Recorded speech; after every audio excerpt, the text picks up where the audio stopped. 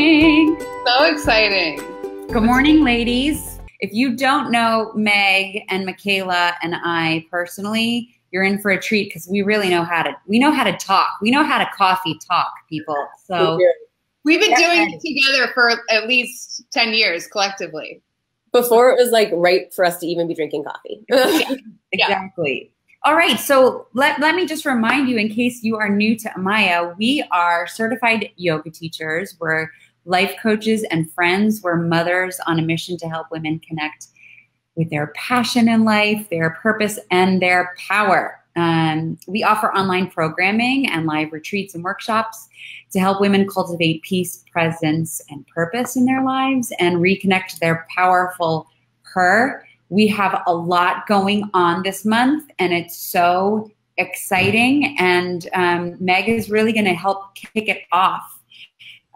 So let us know you're here. Let us know, if what we're putting out there you're picking up.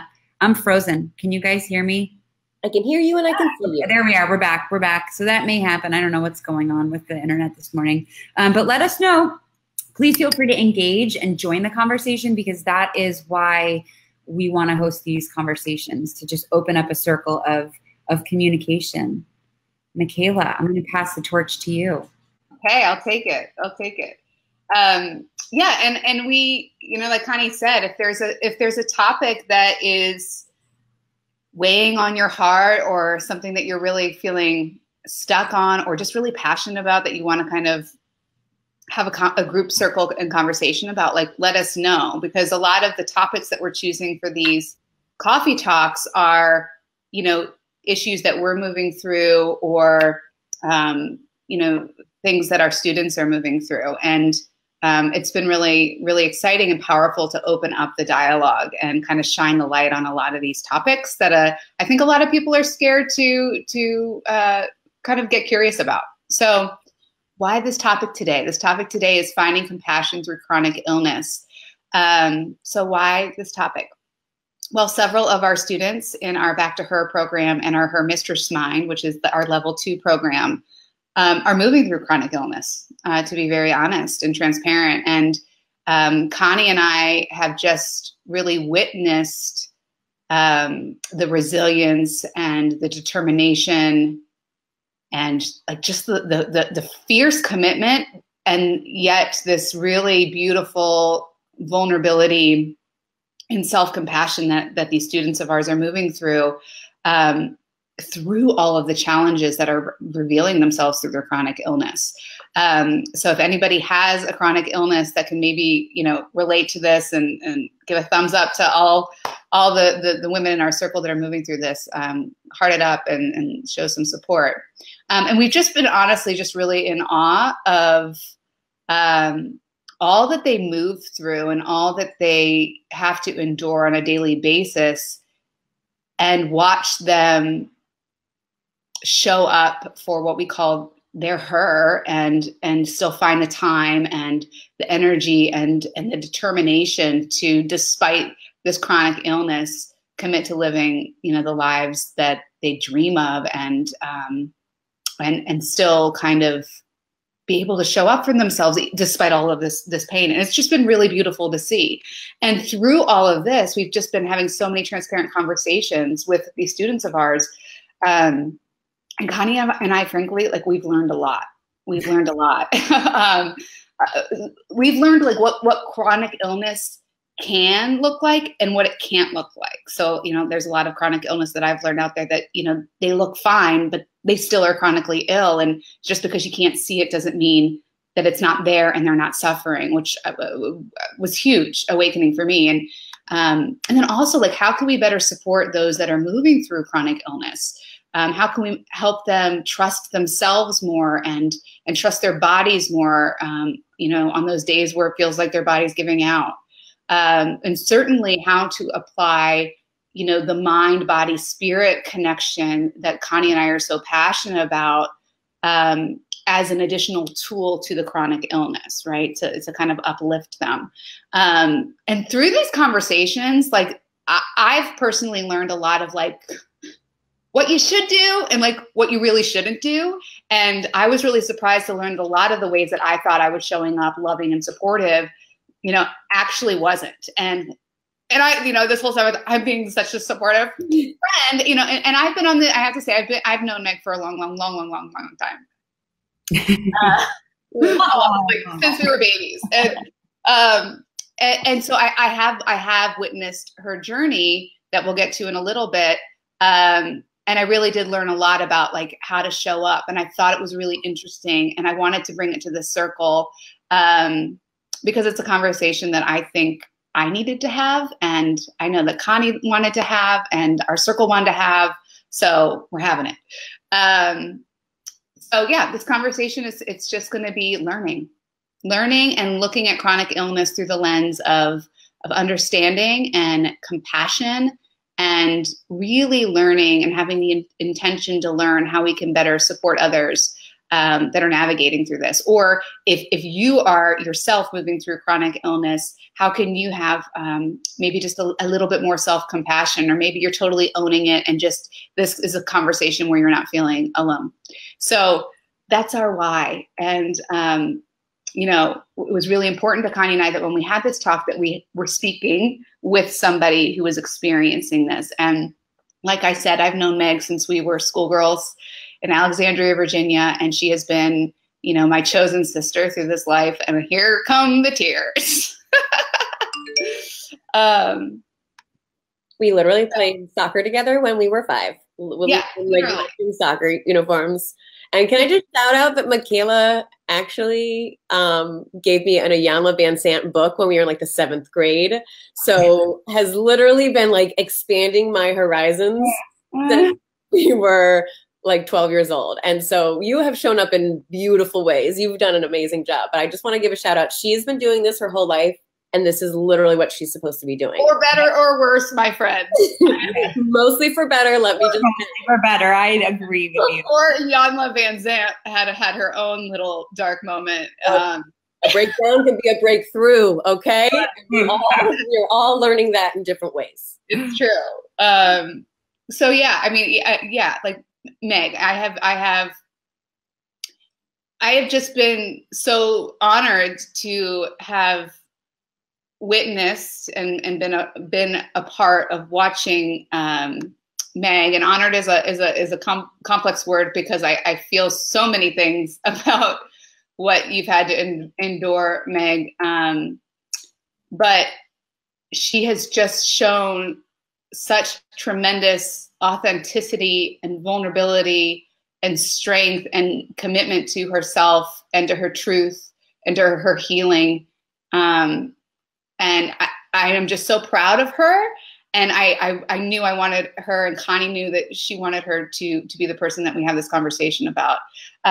So for those of you that don't know my dear friend, Meg, we have been friends since childhood, and we were living in New York City at the same time. And Meg is a super talented home decor expert. She offers home coaching and design therapy to individuals and audiences through her YouTube channel, her DIY videos through HGTV. I always get tongue-tied on that, DIY network. And her proudest accomplishment is really the love and relationships within her own home with her amazing musician husband, Will, who's watching, and also a dear friend of mine, and their rescue dogs. And you can learn more about her at megallancole.com. So Meg, thank you so much for coming and sharing your story with everybody. I'm really, really grateful to have you. Thank you so much for having me and for all that you guys do. Like the work that you guys do has quite literally changed my life. And I'm not saying that because I'm your friend. I started out being like, I'm going to do this to support Michaela and Connie. And then I was like, oh, this can actually completely change our lives. So the honor is mutual and completely genuine. So I'm so happy to be here. And just side note to anyone here showing up with chronic illness, mental illness, anything that you got out of bed today, you already have a win. So that's something good to focus on. Yeah. So I'm glad that you're here. Yeah. Well, Meg, I know that, you know, I we introduced you, we kind of talked about like how long we've known each other. But one of the things that I really wanted, it was so helpful for me to have witnessed kind of your journey, because I really got a really transparent view of like what chronic illness looks like. And to be honest, I had never seen that before. And so one of the things I had asked if you'd be okay to do today on today's talk is just to share your story around chronic illness, to help like kind of educate those of us like me who may not know what that involves. And I know that yours is just your own experience. There's lots of other experiences out there, but wanted to have you share that if you're open. Yes, I'd love to. And this is my first time, so bear with me. It's vulnerable stuff, but I think that there's probably some experiences in here that some people can relate to, or at the very least, it can shed some light on what a lot of us go through. So for me, individually, it started years ago. When I was around 18 or 19, I started to experience intense, extreme pain in my stomach, like blackout pain. The muscles in my stomach would contract and spasm, causing all the color in my face to go away. It scared a college friend so much that they took me to the emergency room. And my memory would like block out the pain. It honestly couldn't bear to remember it. I'm very blessed with parents who believe me, and they saw how much I was suffering. So they took me to get CAT scans, MRIs, the whole thing to see what was wrong. And all tests came back normal. So the cycle of like flare-ups of pain followed by tests that come back as normal happened many times through my 20s and my 30s. And the pain would always come back. And the doctors would always insinuate that it was anxiety or in my head. So to give some context of my life, I am an independent, strong, and capable woman who, until pretty recently, lived in New York City for 15 years, luckily overlapping with Michaela and Connie. I lived there for 15 years, working crazy long hours, insane schedule, super hard work. I finally got my dream job at HGTV. I trip over it too, Kale, still, all these years. HGTV, my dream job of making DIY videos for my favorite company. My dreamy rock star husband, hey babe, and I worked through some tough health issues for him. So we kind of felt like things, good times were earned and coming and on the horizon. And that is when things started to really spiral with my body. Okay, so picture this. You can even like close your eyes and take a couple of deep breaths if it helps visualize. You're in bed, just starting to wake up. And before you open your eyes, your first sensation is intense nausea. Merely sitting up makes you think you might throw up. And as soon as you start moving your muscles, you feel pain. A low, dull, aching pain in your legs and intense burning in your side. You swivel your torso to get out of bed, and when you put just the tiniest bit of weight on your left foot, it shoots up your leg. Pain just grabs hold of your foot and your whole leg, stabbing it. You make your way in pain to the kitchen to make coffee because sleep eludes you and you need coffee. Brain fog follows you around, embarrassing you by tripping up your words, making you space out in the middle of sentences. The energy it takes to make and eat breakfast, shower, and get dressed somehow takes every ounce of energy you have. You haven't even stepped into the office yet. Luckily, you have a job you love, making things, creating things in your beautiful home surrounded by your rescue dogs.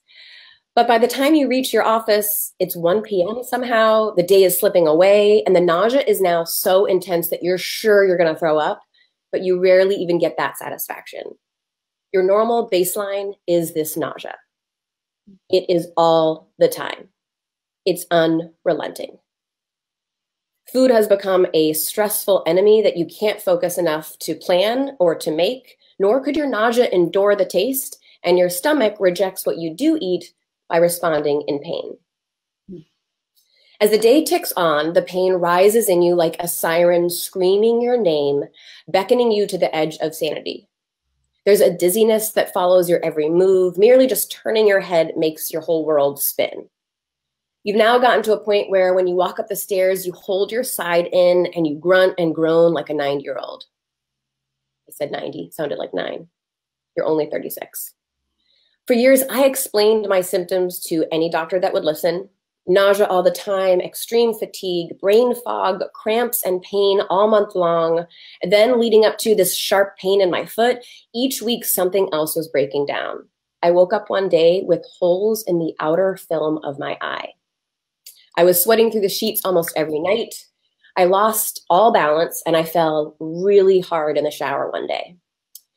And I was throwing up on the sidewalks of the New York City street after just a short subway ride to the doctor. I literally could not function. I wanted to give up and I wanted to just go to sleep, to be honest, but I was losing so much and I really loved my life. So I fought and advocated for my care with my husband by my side, because I will tell you one thing, you need backup in the medical community.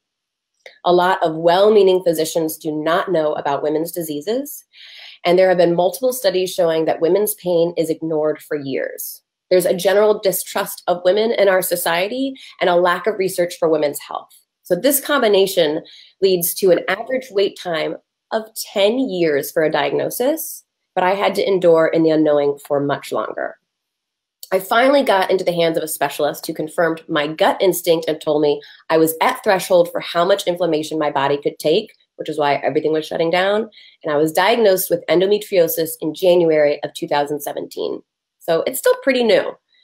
Endometriosis is when cells similar to the lining of your uterus grow outside of your uterus and turn into growths and lesions on your organs. The lesions contract and they cause crippling pain and they damage your organs. Endo can infiltrate your organs, your stomach lining, and eat away at your organs. Just ask my appendix, which is no longer here. Mine had grown so much that it moved my organs around and it created scar tissue around my intestines. So now those intestinal spasms were starting to make sense. I needed to have endometriosis excision surgery to remove it from my battered organs, and I was told that it would take months to rebuild them and balance my hormones out. The surgery is laparoscopic, which sounds pretty chill, but it is one that involves multiple organ systems. And when something's been growing in you for decades, and then you remove it in one day, it's actually a hormonal event. So that adds a super fun postpartum depression into the mix and night sweats and everything that comes with that. So it's just really cute stuff. I was also diagnosed with vestibular migraine, which are migraines that present as nausea, vertigo, brain fog, and they're all triggered by hormones. Both are chronic illnesses that affect each other, and there is no cure for either.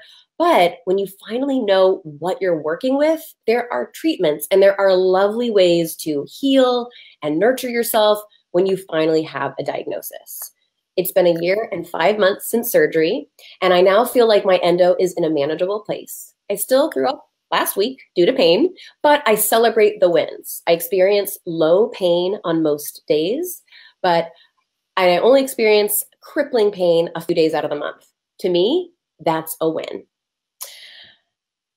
I do still struggle with vertigo and dizziness regularly. I admit that that can sometimes really still make me feel helpless and hopeless, and I struggle with it, but I'm making progress, and I am absolutely creating a beautiful life no matter what it takes, and I'm getting there. You sure are. So that was just a little glimpse. Tried to paint a picture. You did a great job. I know it's a lot. But I feel like I know that you've moved through this, but to hear you actually speak, and I know that endometriosis is probably so much more than what you just described, but I think you did a really great job at painting what you had to endure and what you have to endure. And as a witness to how hard you've been working the past 80 days or so on yourself, and you're just such an inspiration, and I'm really grateful that you're sharing your voice, because I think that you're right. Women need women like you, Meg, to stand up and shout it from the rooftops that we need to be heard and that our instincts are spot on. Yeah. Thank you, Connie.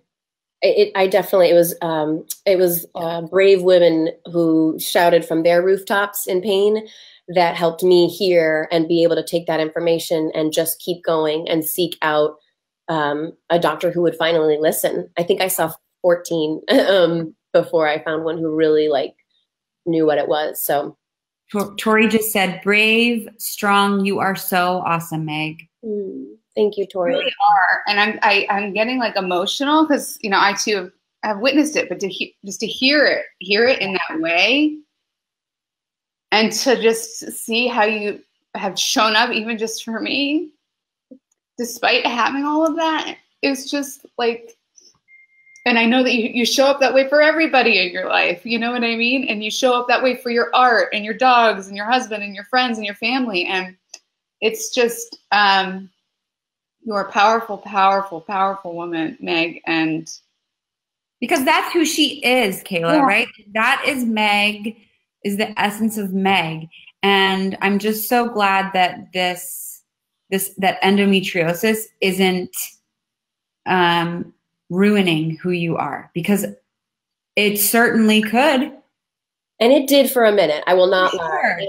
I could not show up. And that's one thing that I had to learn. I have always been that person who you can call and lean on, and I will be there for you no matter what. And there was about a 1.5 year period where I could not be that person. I really could not. I mean, I tried to be for, you know, but it was like a full-time job to survive and get through and try to just keep up with the job enough to just, you know, not have everything fall apart. So I definitely have had some friends who I think just probably thought I wasn't as into them. And I'm just like, please just bear with me. You know, so I just offer anyone out there listening who has chronic illness, mental illness. I mean, I just feel like mental illness also, you know, can receive from this too, to a degree, but chronic illness it ebbs and flows. It comes and goes. And there are times where even now, just recently, I had to cancel something really important because my body needed it. And so depending on where you are in your journey, there are times where you cannot show up for other people. And it's devastating as a woman because it's something that is put onto our identity, and it is a part of our identity. So sometimes just being forgiving with yourself, or asking and communicating clearly with your friends and just saying, I'm so sorry, I'm doing my best. And just being honest, you know, about your limitations, I think is really important. And you were very, very good about that, because I do remember that period and you even said that you were like, I need a little bit extra support. You were very transparent about where you were and how I could support you. And I really appreciated that, because it helped me show up better for you who give to so many people, you know what I mean? So yeah, that's definitely one thing I think we've learned through this, like as friends, is I mean, first of all, I think you showed up perfectly all along, like really beautifully. So, but asking really specifically for how people can show up is a very helpful way. I'm getting a little ahead of myself, but I just couldn't help but. Well, let's segue into that, because we're at 10:26, which I think is fine, and I don't want to rush through anything, but let's move on to the tips so that we can you know, leave people with ways that they can support people. Maybe we don't even always know people are moving through chronic illness or mental illness. And maybe this conversation is simply that we are compassionate for everyone's situation, even not knowing what it is. But if you do know people are moving through chronic illness, here are some tips to show up. Let's go tips for those with chronic illness. How can you have more compassion for yourself? Let's start with that and your illness. Michaela, do you want to take over there? Yeah. And I do want to circle back though to Meg talking about specifically the meditation and the yoga and how that helps her. Yeah. So let's circle back. Let's bullet point that and make sure we get back to that. So that's important. So tips for those that have chronic illness, and how can you be more compassionate for yourself in your illness? And a lot of these I got from Meg. You know, I'm not somebody who's moving through chronic illness, but these are some things that I learned really worked for Meg. So meet yourself where you are day by day. Maybe it's even minute by minute. I think this is a really big one. And Meg, feel free to add on to any of these. But I think, meeting yourself where you are and your body where you are. Even maybe some days it's minute by minute, maybe even breath by breath, you know, and just really honoring. Sorry, honey, to interrupt you. Yeah. I mean, it's true in one day sometimes. People are like, how's your day? And especially back when things were really struggling, I mean, really each hour felt like a different experience. So sometimes you almost, if you're really in the thick of it, you have to be super compassionate with yourself and just be like, I just got to get through this hour. Just got to get through this hour. Or if you're in a real crux of having a real flare of pain, it's true. You're just taking it minute by minute and just using breathing techniques, whatever tools you have, which we'll dive into, to just meet yourself where you are. Yeah, I love that. Another one is know that you know what your body needs. You have to trust yourself and give your body the rest and downtime it requires, or it can backfire. I think this is such a big one. And what's frustrating about your story is like, you knew that there was something wrong so long ago, and you were trying to do this. The doctors just weren't listening. Yeah. But I love that. I love that reframe of like, you know what your body needs. Listen to it. Totally. There are healthy habits that are now prescribed to me that I was doing all along. And there were certain things, even like alcohol is one of those things where everybody drinks. It's a part of every social engagement. And it was always one of those things that made me feel so ill. And it's really bad for both of the chronic illnesses that I have. And luckily I don't care that much about it. So it's fine. But it's amazing how your gut just gravitates towards what's good for you and knows what to avoid. Even when doctors and people are like, nope, that makes no sense. You know. Yeah. Trust me that. I love that. Make your bedroom a wellness sanctuary. Oh, I love this one. Make your bedroom a wellness sanctuary that's a rewarding retreat and recharging station for you to nurture and rest your body there without an ounce of guilt. I love this. So if you're spending a lot of time in your bed, like leverage that. Make this a beautiful, nurturing, inviting, fun place to be. Calling it a sick day feels really crummy. Be like, I have to have a sick day today. And I reframed that. I got my reframes from you ladies. And I'm like, I'm going to have a wellness day today. And I get to be in this beautiful space and I get to kind of slow down. And in the chronic illness community, there's this phrase about spoons. You only have a certain amount of energy that you can spoon out. And once you run out, you can't magically recreate it. So you need to be able to take it, pace it, schedule in rest. Literally, I schedule in downtime rest so that I can then recharge and be there for my life. I love that. All right, Meg, you're up with your tips. I also suggest, I think I touched upon this, being really clear with friends and family, that your health may require flexibility and patience with plans. Your body may be unreliable, but you are not. I feel really guilty. And I'm always worried about letting people down. I don't want to let people down. This illness has taught me so much. I was a placater. I was like always trying to make everyone happy before. And this honestly gave me a reason to be like, girl, you got to create some behavior patterns that also recharge and are good for you. So it's okay to be clear and say, I'm going to do my best to make it there. We'll see how I'm feeling that day. Or, you just got to be clear about that. Mm-hmm. It's really important to have, if you're lucky, 3 is ideal. But even if you have one person, 1 to 2 people that you can just be totally honest, really dark, depressed, just be really real about where you are, and they'll never, ever, ever judge you. If anything, when I confide in Michaela and I think I'm being really weak and so sad and so down, she helps see that honestly my gut is trying to protect me in some way and helps me reframe it and helps me see that I'm on the right path to where I need to go. Have one medical advocate who knows your history. I'm very, very fortunate to have an incredible husband who had an accordion folder alphabetized of my medical records. I did this for him when he went through some things, not as meticulous, but it's super important because merely getting to the doctor can take it all out of you. And you actually need someone to then be present to be able to hear and absorb what's happening in the doctor's office. I'd show up in vertigo. So I'm sweating and like shaking and I can't even hear what they're saying. So you need an advocate. Yeah. And I guess, lastly, just being specific about how people can help. One great example is Tori, our first viewer, was I told her, I was like, mornings are really brutal for me. Will would have to sleep in because he was up all night with our old dog. And she literally called me every morning at like 7 a.m. for the 2 darkest, saddest months of my life. And she kept me going. And we'll never forget that girl. So ask for help. Don't hesitate. Be real. And you'll be surprised of who shows up for you. Yeah. And then the last one we want to share is take time to get quiet and ask yourself day to day, breath by breath, how am I today? And really listen for the answer.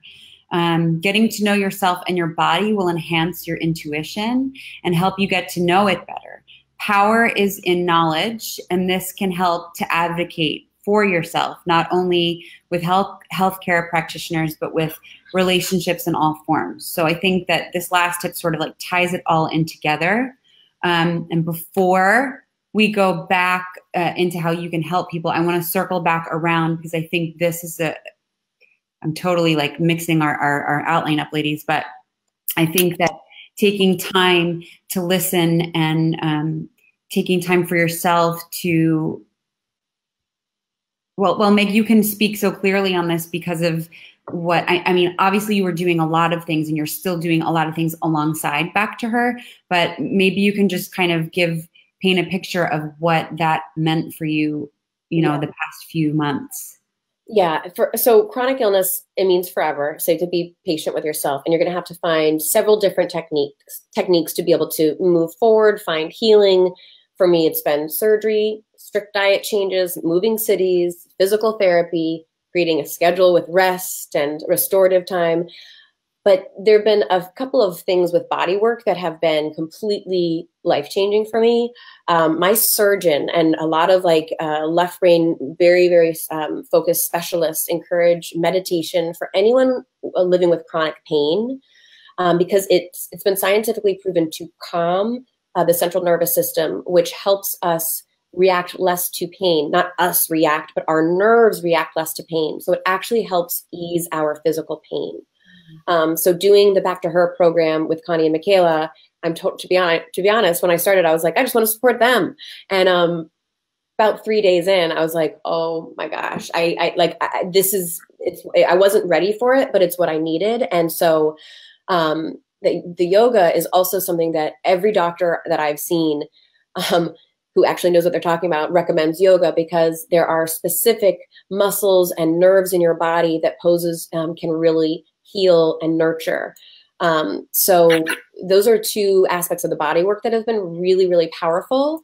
And in the Back to Her program, we went through the chakras each week and went through healing your chakra, which, be open to this, man. It is scientifically proven to be where your energy is in your body.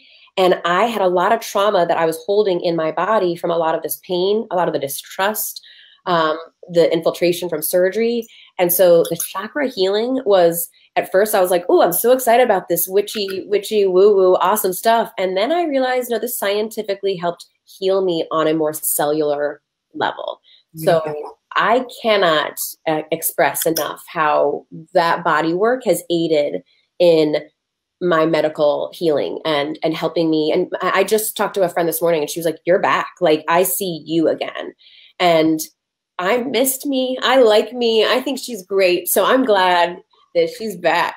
You worked so hard. I mean, I just watched you show up and with such determination and energy and effort. I mean, you really are committed to feeling your best and honoring. I noticed you're very, very, you're aware. You're very aware. So you know exactly where your body is at, even if it's not where you want it to be that day, you really just drop into it. And you're like, you have so many tools in your tool belt that it's been really exciting to watch this whole journey and to see you today, how you're feeling. It really has. I did a little bit of Back to Her last year when I could not physically do a lot of it. And the mindset that it helped me get in was to learn how to meet myself where I was and accept where I was. And that laid a foundation for then even this year's work. So there's just a lot that I have received from what you guys have done that has really helped me get here. So I cannot thank you enough. And for those of you listening that don't know what we're talking about, Michaela and I have created this wonderful program. We're so proud of it. It's a 40-day program for women where you get yoga meditation delivered to you in your inbox every morning, and you get to move through transformational coaching sessions with Michaela that are just astounding and creative and passionate.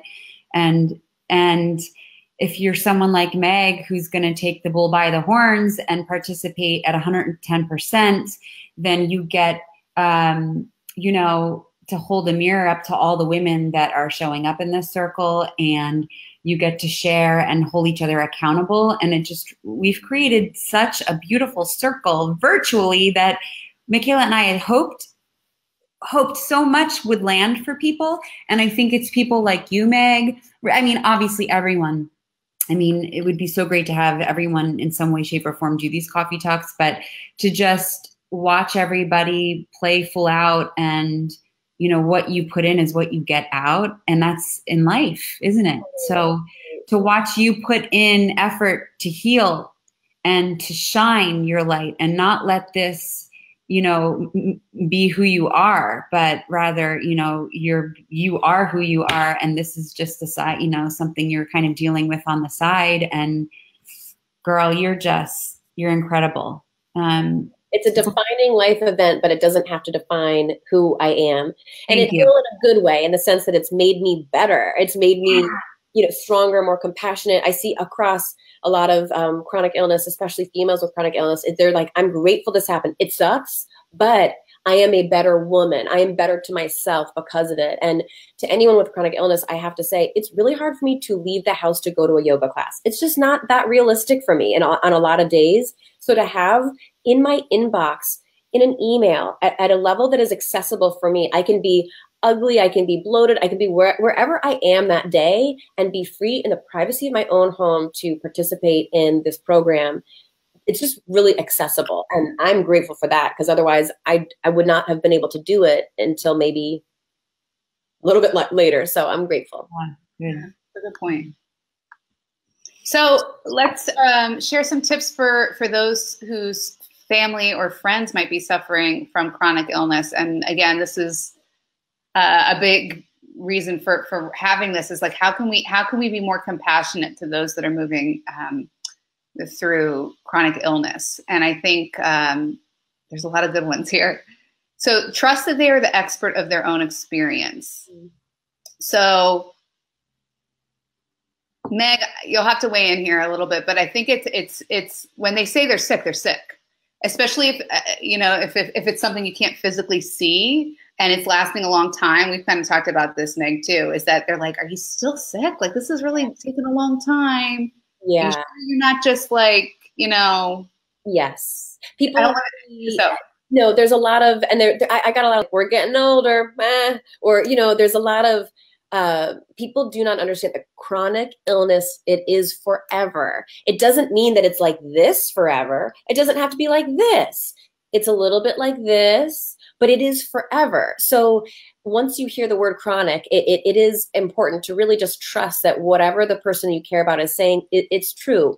People with chronic illness do not want to be chronically ill. And most people with chronic illness, I have yet to see a victim or a martyr in any chronic illness, under any chronic illness umbrella. Like it really kicks that out of you, because, so just, yeah, trust is, I would say, if you take one thing away, trust the individual and their experience. I think this ties into this one nicely. It's know that once somebody has a diagnosis and a treatment plan, your job is not to be their doctor. You're there to support them. Yes, yes. This is a big one, because even I don't suffer from chronic illness, but if I'm going through like a hard time and everybody gives me like, you need to meditate more, you need to do this, it's like, I'm doing all these things. I just want someone to tell me it sucks and it's okay to be sad and to be sad with me. And I can only imagine that that's probably amplified when you're moving through chronic illness, that I think could possibly, and probably is, quite an isolating experience, right? Yeah. So I love this one. Of course, people just want to help. Before I was so sick, I was somebody who said that exact same thing.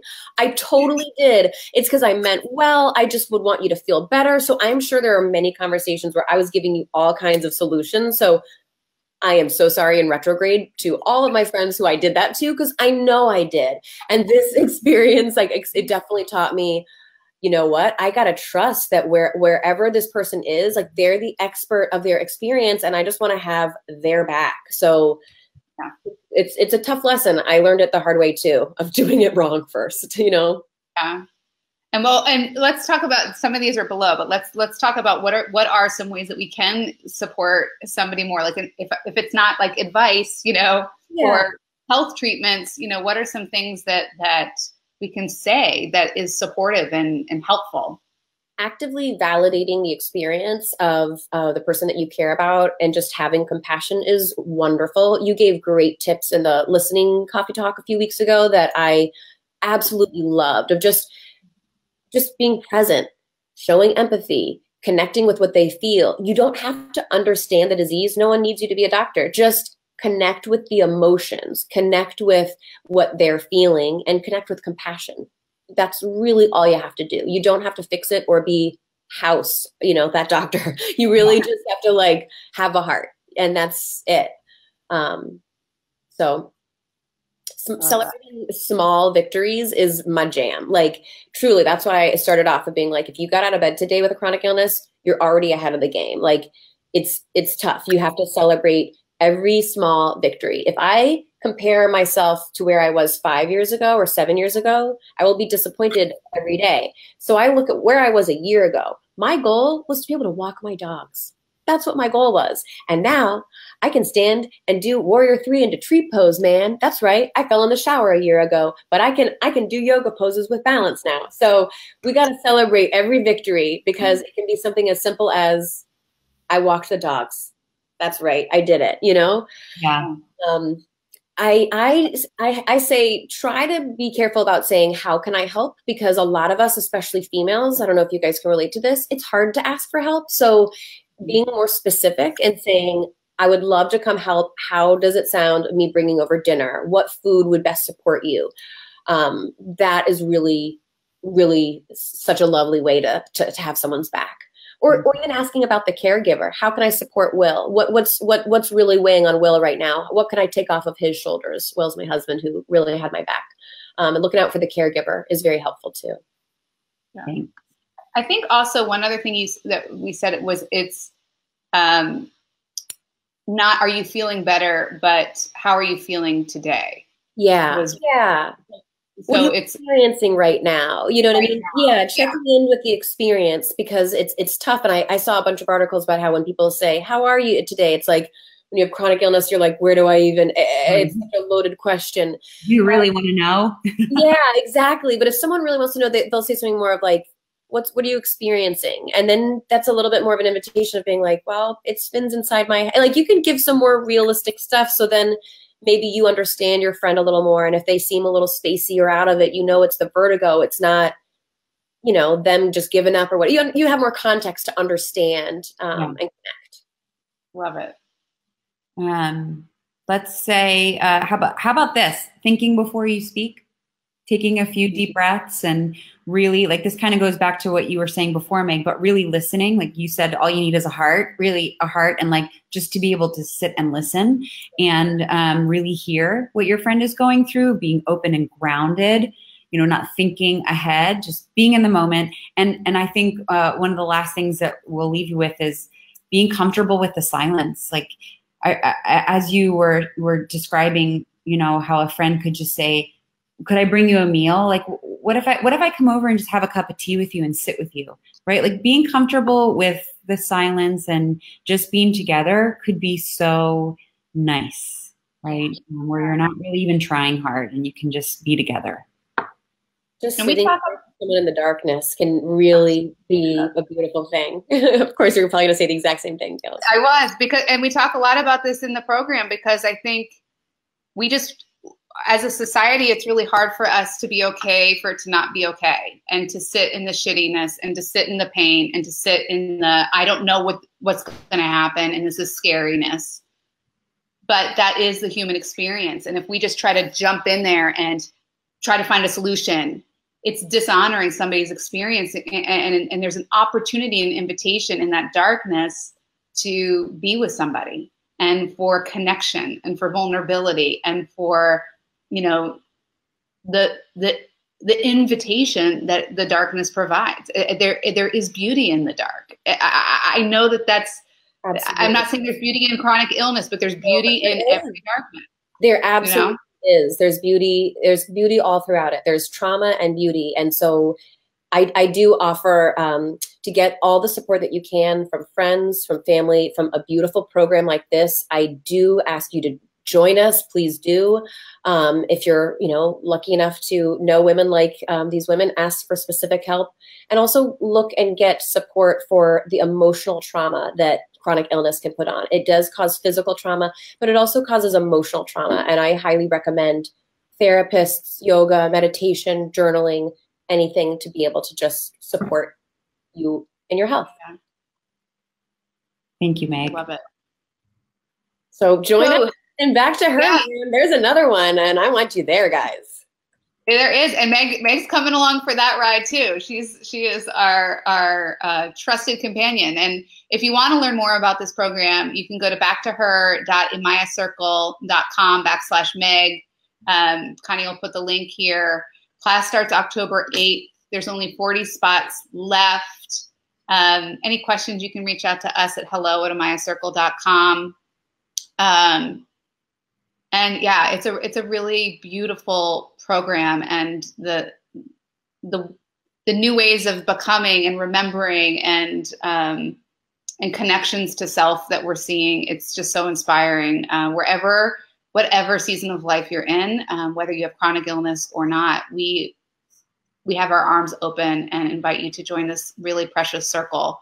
If you want to get a little more taste of what this chakra part of our program is all about, we're doing a 7-day chakra guided meditation challenge, and that starts on Monday. And we're going to do a grand prize winner for those people that participate. And the grand prize is a free scholarship to the Back to Her program and a chakra crystal kit, or chakra crystal. I don't know how I'm saying that right, but it's some goodies. It's some goodies. So be sure to check all of that out in our social media stuff.